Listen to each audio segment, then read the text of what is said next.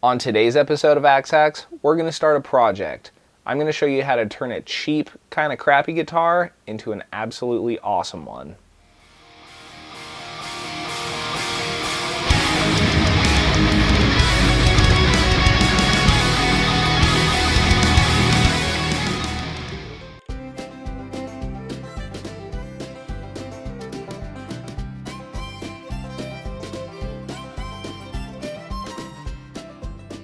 So the guitar I'm going to be using in this project is an Ibanez RG270. I picked this guitar up for 60 bucks on Craigslist. It is, I feel, a good platform to start on.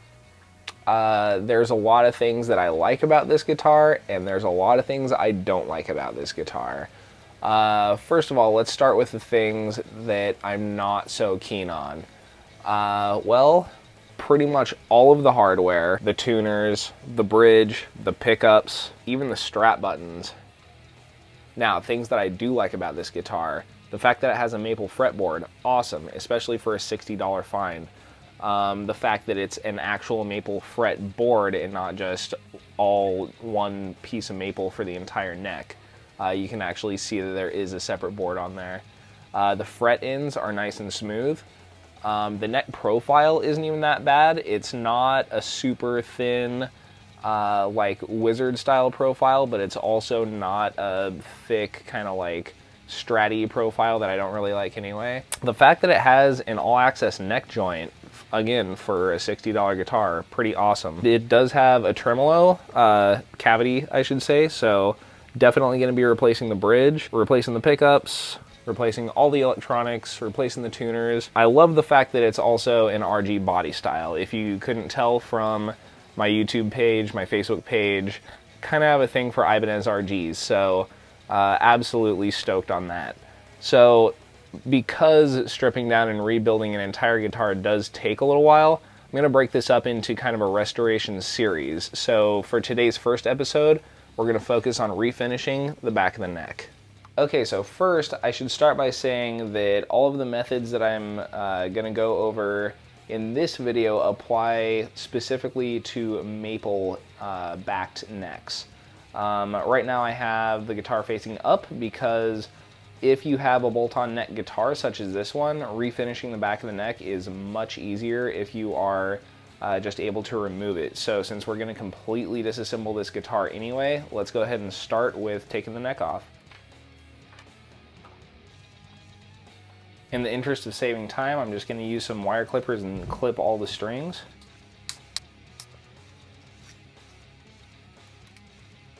Alright, and since we're kind of getting into more of the disassembly of the guitar in this episode as well, I just wanted to point out one of the reasons I don't like this bridge is because it's not a double locking tremolo system, it's just single locking, meaning that the only place that you actually bolt the strings down and lock them is up at the nut. Down here at the bridge, they just go through these kind of weird little metal tube things to get into the bridge. So the balls are still intact, but they're not really locked at all. So I've never really seen a bridge like this. It doesn't look or feel like it's very high quality. Some of the tension springs underneath were bent. Yeah, not a fan of this bridge at all. Gonna go ahead and just remove it.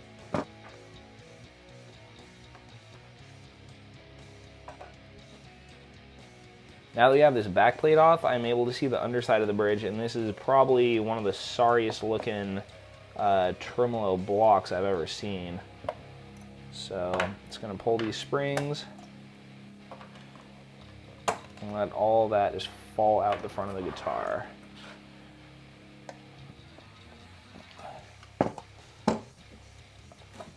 Alright, now you can get the bridge out and you can see all the strings just pull straight out of the back. Very weird. Alright, that is probably just going to go in the trash. But the good news is that we only have one more thing to dismantle before getting to our neck refinish, and that is the all-access neck joint.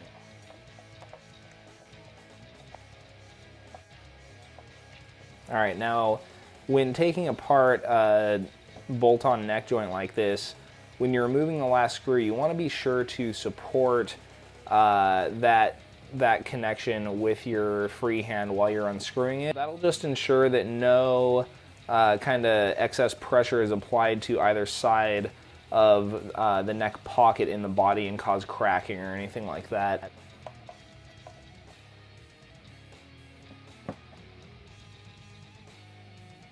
Okay, now I've got the neck off, and it looks like, which is fairly common for lower end Ibanez guitars, it looks like there were a couple of neck shims. So in order to maintain the proper neck angle, we want to be sure to hang on to these. So for right now, I'm going to go ahead and set the body aside, and let's get to work on this neck. Okay, now before I really dive into this, I should probably go over just kind of the basic supplies that you would need in order to refinish a neck the way that I'm going to. Pretty much first and foremost is going to be this stuff. Birchwood Casey True Oil. Absolutely perfect for refinishing the backs of necks. Again, maple necks. And then you want this stuff as well. It's the Birchwood Casey Gunstock Wax. I know that this is what Ernie Ball uses to refinish the backs of their Music Man necks, and they feel, in my opinion, absolutely amazing. Those are my favorite textured neck backs are on the Ernie Ball Music Mans. So in addition to those two, we're going to need 2 grits of sandpaper, 1 coarser grit to remove the gloss that's on there. Right now I have 180, which is pretty tough. Admittedly, this is just the closest grit that I could find that I have on hand. Ideally, I would probably use something like 220, but 180 will be fine. And then you want a finer grit as well, which, again, this is 800, the closest that I had on hand. Ideally, it would probably be something actually a little rougher, closer to 600, but these two together should be able to get the job done. And then in addition to the sandpaper, we need this stuff, the magical 40 steel wool for our last go over before applying the True Oil. So all that being said, let's get these out of the way and start on the neck. So you'll remember at the beginning of this video, I mentioned that the fretboard and the actual neck are 2 separate pieces of maple. So since I want to keep the board kind of out of the equation of refinishing with the True Oil and everything, I'm going to take a little bit of blue masking tape and run that down to mask it away from the actual neck.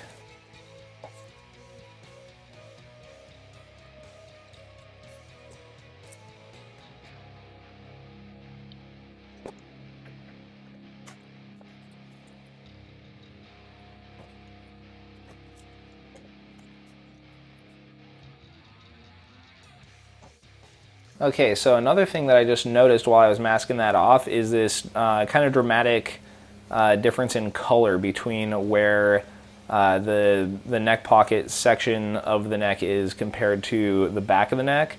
The reason for this is that a lot of time Ibanez and a lot of other manufacturers in their wood sealers, they will actually include just a little bit of stain. So there's a good chance that when we really get into this and start sanding the original finish down, it's going to turn a lot lighter like this, which actually can be cool because then when we apply the True Oil and Gunstock Wax to it, it creates this really cool, almost reflective luster to it in certain light. And the last piece of tape I'm going to add here is just to mask off the headstock itself. You don't have to do this. I like to, just to have a very defined line. And again, it's sort of me copying the Ernie Ball Music Man style of having that hard line at the very top. Alright, let's start sanding with the coarser grit. And just as I thought, it's already turning a much lighter color. So what you'll notice when you start sanding the neck is that that is not the color of sanded wood. This is pure white powder. This is the color of the original sealant coat that's on there. Basically, you know that you can stop sanding once the powder that's coming off from under the sandpaper is no longer pure white and it's actually the color of wood.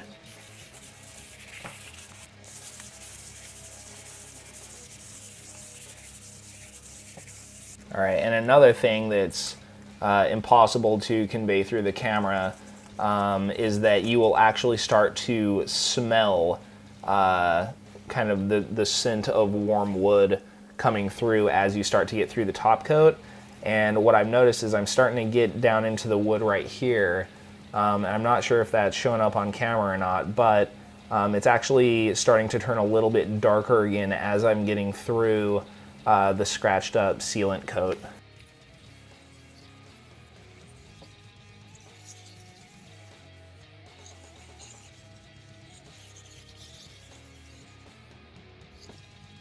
We are down to bare wood across the whole neck.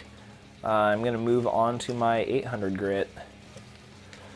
This will take significantly less time.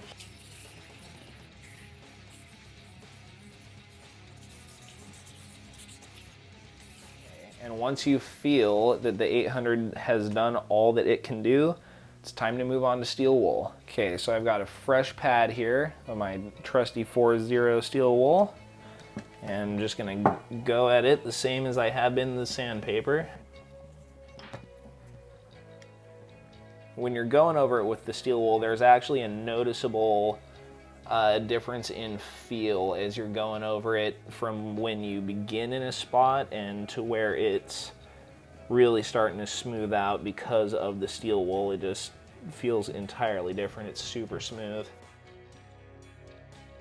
Yeah, that is a night and day difference from how this neck started. Yeah, the reason I'm refinishing this neck in the first place is because it felt like it started its life with kind of a satin finish, but this guitar had actually been played a decent amount, so that satin finish had been worn into a pretty glossy neck over most of the back. So since I prefer the feeling of a true oiled and waxed neck, figured we might as well go ahead and do it since the guitar cost us a whole $60.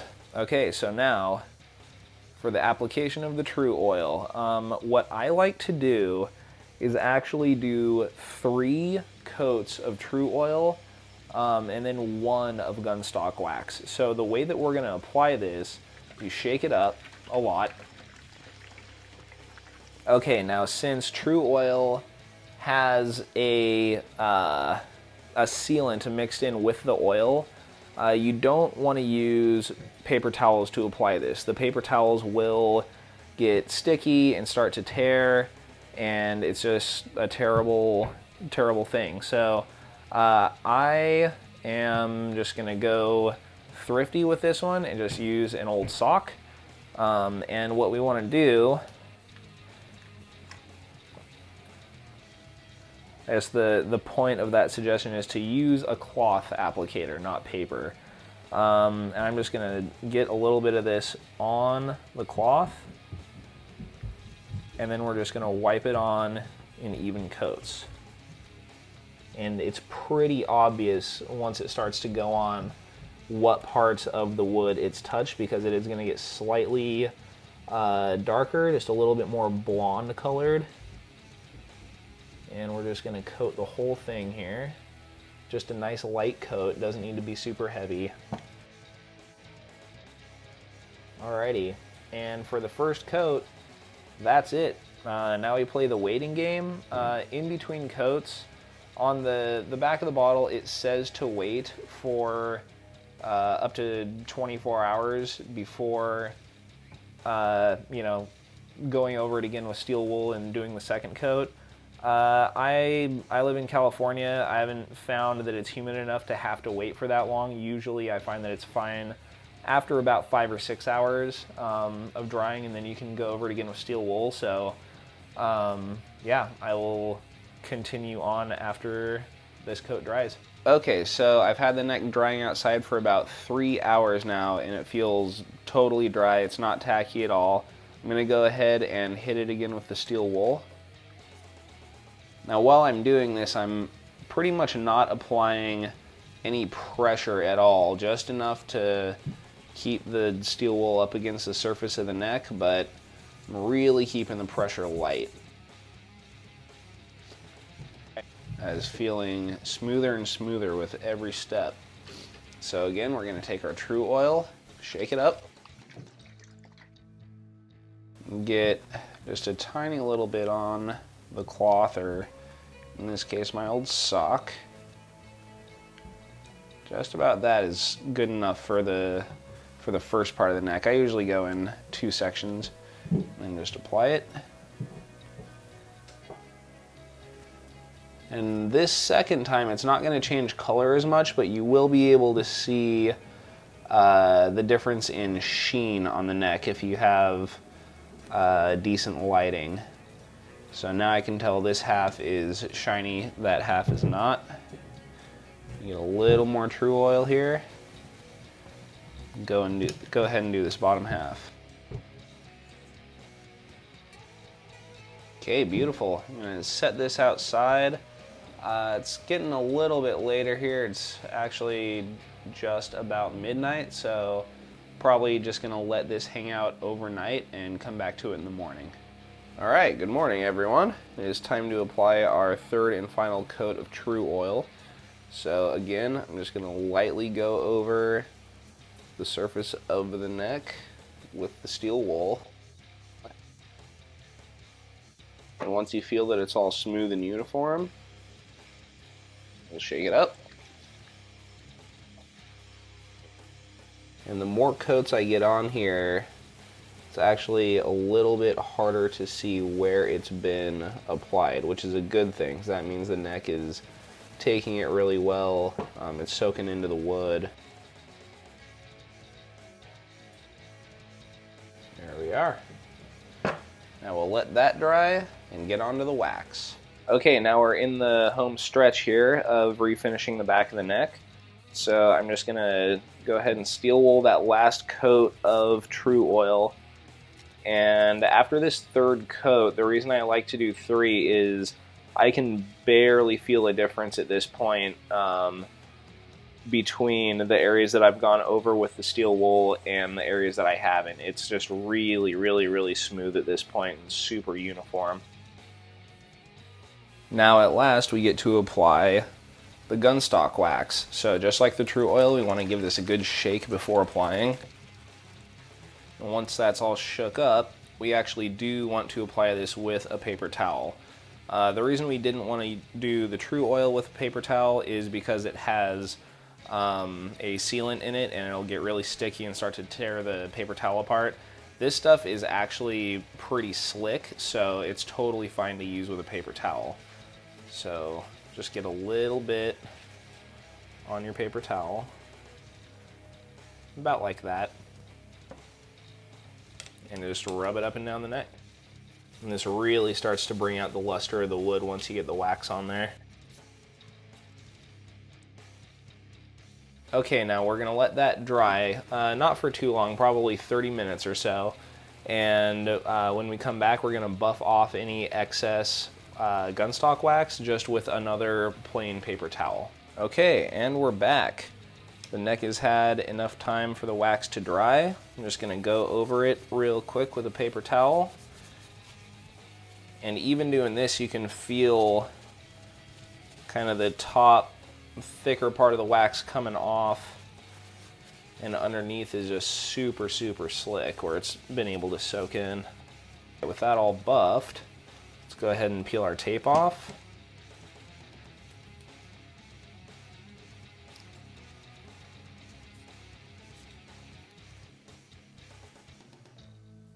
Okay, now I've got all the tape removed.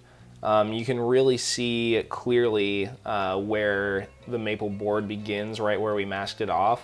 And what you might feel on yours, which I'm feeling more up on this end towards the nut, is where we sanded. There's actually a small ridge of where that original, where the original sealant still is, since the new surface of the back of the neck is a little bit lower. So I'm going to remove that little ridge again with our steel wool, just very, very lightly going over it just to smooth it out and take that off. Okay, now that ridge is totally gone. Okay, we are back with our body and hardware. Now I can't forget, when we took the neck off, it had this shim in the neck pocket from the factory. I'm going to be doing an episode in the near future on my friend's Telecaster that needs a neck shim, on kind of how shims work and why. But all we need to know for this one is that it was in the lower part of the pocket, and in addition to this one, it had this guy in here too to kind of change the angle that the neck is sitting at, because it's only sitting over here on one side. Okay, now I'm just going to take our neck and lower that down into the cavity. I'm going to go straight down so that I can pinch those shims in place. Okay. I'm going to hold this all together with my hand, flip it over, and on an all-access neck joint like this that doesn't have a back plate, you want to make sure to remember to put in the little screw head bevels, and then run your screws through.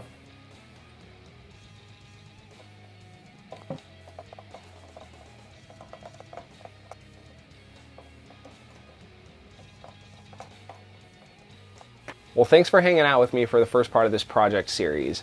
I'm really excited about it. This type of thing is pretty much why I decided to create Axe Hacks in the first place, to, you know, get kind of mediocre, budgety guitars and just mod the crap out of them, make them awesome. As for this guitar, I started with the neck because it has a tremendous impact on the feel and playability of the guitar, but it doesn't really affect the tone at all. Moving forward, everything else that I'm going to be doing to the guitar is going to affect the tone. So I'm actually going to go ahead and throw the original bridge back in it, and do a full setup on it, basically getting it to sound as good as it can in its stock form, so that when I do modifications to it, you guys will actually be able to see, you know, was that worth doing to the guitar. So I'm going to get started on that. Thanks for following me. I'll see you next time.